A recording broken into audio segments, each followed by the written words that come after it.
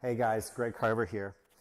Don't mind me, I'm just giving myself a little self-massage here with a lacrosse ball. My triceps tendons have been acting up lately, and that kind of brings me to something I wanted to talk about today, which is the subject of injury and getting hurt.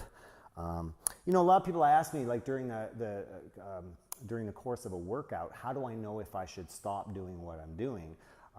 And part of that is just understanding different types of pain. Like there's a difference between discomfort and actual pain.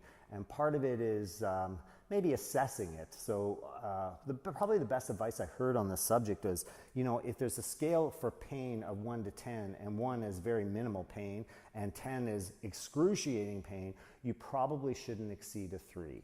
Maybe if you're in advance, you can go to 4 if you understand your body well and you kind of know what's happening. But for most people, I would say you got to keep it under a 3 and then you're probably safe. For myself, my triceps tendons have been acting up lately. I actually tore this one a couple of years ago.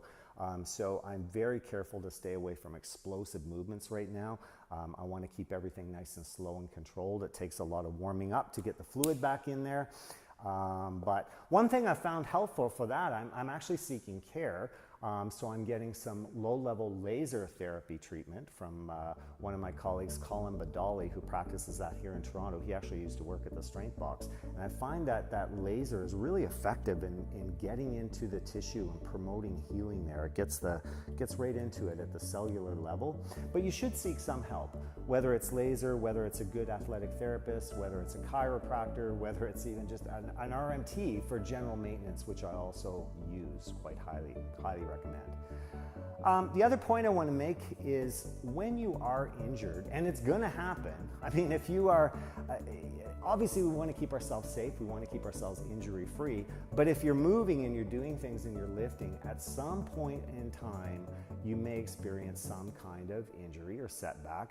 It's not the end of the world, it's actually part of the game, okay? Because if you consider the alternative, if you don't do anything, if you lead a sedentary lifestyle for 10 or 15 years, believe me, you're going to get injured even worse. It's just that kind of injury creeps up on you. It's much more insidious and it's far more devastating, man.